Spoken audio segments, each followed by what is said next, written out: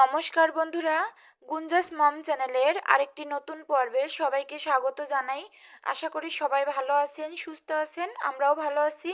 তো বন্ধুরা, দেখতেই পাচ্ছেন কডমো বেবি ক্রিম মামনির জন্য এটা নিয়ে এসেছে ওর বাবা গতদিন রাতেই এনেছিল। তো এটা দিয়ে আমি ভিডিওটা শুরু করলাম। আর আমি ঘুরিয়ে ঘুরিয়ে দেখাচ্ছিলাম, মানে মামনি পাশে আসছে যার কারণে বলছিল যে একটু ঘুরিয়ে ঘুরিয়ে দেখাও। তো একটু দেখাচ্ছিলাম আর কোন দেশের এটা দেখছিলাম।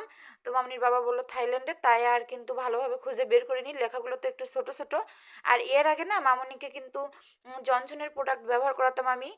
ছোটোবেলাতে তো সব ধরনের, যেমন চুলের জন্য শ্যাম্পু, বডি ওয়াশ, তারপরে সাবান, তেল, আর মুখের জন্য বেবি ক্রিম যেটা জনসনেরই ব্যবহার করতাম।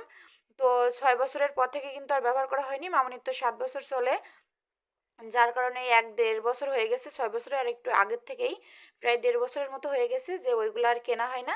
শুধু জনসনের বেবি ক্রিমটাই মুখের জন্য আর কি ব্যবহার করা হতো।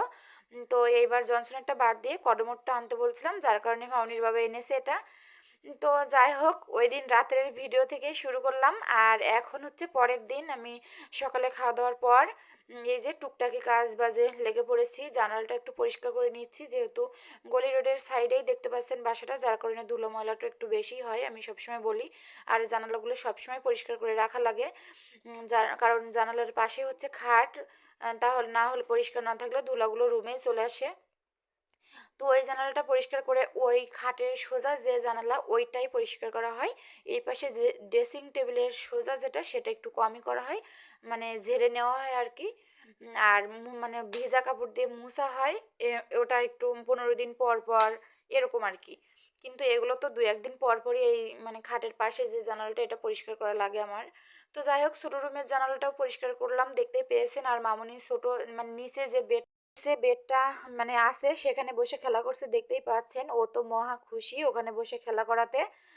এখন আর আমার কিন্তু মানে বড় রুমটাতে খাটের পরে যে খেলা করে না, সবসময় এই ছোট রুমটাতেই খেলা করে। ও প্রথমে একা খেলছিল, এরপর উপর থেকে মরিয়ম আসছিল, ওরা দুজনেই খেলছে। তো তখন আর ভিডিও করা হয়নি, ও প্রায় দুপুর 1টা পর্যন্তই খেলা করে তারপর বাসায় গিয়েছিল।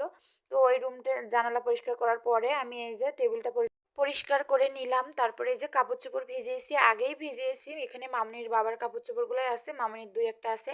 আর এই যে পর্দা খুলে রেখেছিলাম, এখানে রেখে দিয়েছি। এই পর্দাটাও খুলবো, তারপরে পরিষ্কার করব।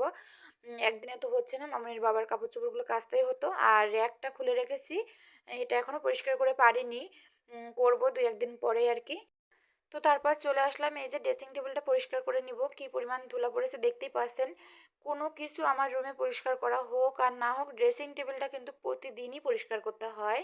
তো প্রতিদিন ভেজা কাপড় দিয়ে তো পরিষ্কার করা যায় না। এই পার্টেক্সের কালারটা এমন, দেখতেই পাচ্ছেন। এখানে ময়লা একটু পড়লেই বোঝা যায়। আর আমার মামনি তো পাউডার নিয়ে এটা সেটা নিয়ে টুকটাক, আম, মানে মেয়ে মানুষ যেহেতু, কসমেটিকের জিনিস এটা সেটা যখন তখন বের করে। তো সেভাবে টুকটাক ময়লা পড়েই থাকে সবসময়। আর এই কালারটাতে ধুলা বেশি বোঝা যায়, দেখতে পাচ্ছেন একটু স্পট স্পট হয়ে আছে। ভিজা কাপড় দিয়ে মুছলে অবশ্য চলে যেত। তো সবসময় ভিজা কাপড় দিয়ে তো পার্টেক্সের জিনিস মোছাটাও ঠিক না, যার কারণে এরকম শুকনো কাপড় দিয়ে মুছে নিই আমি। বললামই না যে কোনো জিনিস, ওয়ার্ডরোবগুলা বা অন্যান্য ফার্নিচার যাই হোক, টুকিটাকি জিনিস ফুলের ঝাড়ুটা দিয়ে আমি পরিষ্কার করে নিই মাঝে মাঝে। কিন্তু ড্রেসিং টেবিলটা প্রতিদিনই এভাবে মুছে নেওয়া লাগে, না হলে কেমন একটা আর কি ধুলা ধুলা মতো হয়ে যায়। তো এই যে পরিষ্কার করে নিলাম, দেখতেই পেলেন সব কিছু গুছিয়ে নিলাম। আর আয়নাটা আমি ভিজা কাপড় দিয়ে মুছে, তার আগে এই কাপড়টা দিয়ে আমি ওয়ার্ড্রোব দুটো একটু মুছে পরিষ্কার করে নিব। তারপরে এই কাপড়টা ভিজিয়েই আমি আয়নাটা আর কি মুছে নিব পরে। তো সব কিছু পরিষ্কার করার পর এই যে ড্রেসিং টেবিলের আয়নাটা পরিষ্কার করে নিলাম, দেখেই তো বোঝা যাচ্ছে চারিপাশে এখনো ভিজা ভিজা আছে। তারপরে চলে আসলাম রান্নাঘরে। আর মামনি তো ওরা ওদিকে খেলছে বললামই। তো আমি সিলভার কাপ মাছ দিয়ে আলু দিয়ে রান্না করব আর পাতাকপি ভাজা করব। আর আজকে এই সিলভার কাপ মাছের এই মানে ভুনার সাথে আলু দিয়ে ভুনা ভুনা মতো আর কি।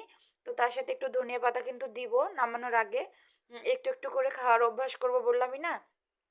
তো এদিকে সকালে ডিম ভাজা করেছিলাম, সেই কড়াইটা এই যে ঢেকে রেখেছিলাম, এটাতে এখন বসিয়ে দিব। আমি প্রথমে পাতাকপিটা ভেজে নিব।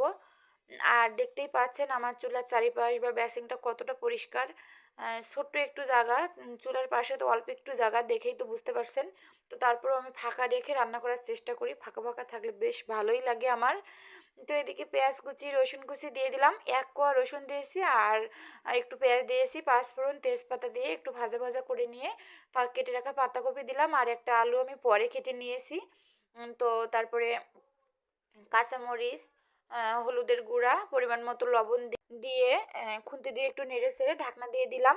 তো এভাবে আমি ভাজাটা করে নিব। আর এদিকে হচ্ছে লবণ নিয়ে এসেছিল গতদিন, তো প্যাকেটটা কাটা হয়নি, এখন প্যাকেটটা কেটে কৌটাতে রেখে দিলাম।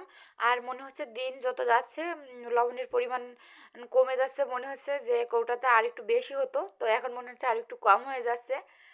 তো এদিকে আমি জিরা, আদা, তারপরে পেঁয়াজ, রসুন, কাঁচামরিচ নিয়েছি তরকারিটা রান্না করার জন্য, বেটে নিলাম মশলাটা। এদিকে তরকারিটা কিন্তু আমার প্রায় হয়ে এসেছে, তখন ক্যামেরাটা অন করলাম, অফ ক্যামেরায় রান্নাটা করে নিয়েছি। আর এখন একটু ধনিয়া পাতা কুচি দিয়ে দিব, এই যে দিয়ে দিলাম, দেখতেই পাচ্ছেন।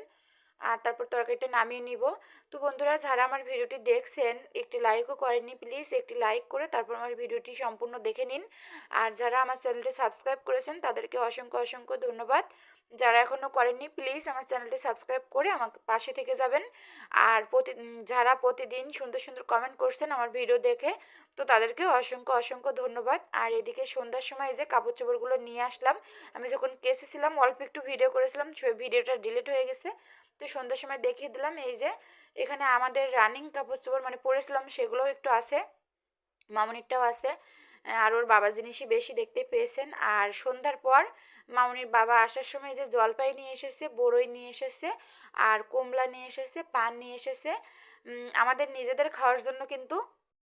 আর আজকের ভিডিওটি এখানেই শেষ করব। সবাই ভালো থাকবেন, সুস্থ থাকবেন, দেখা হবে আগামী পর্বে।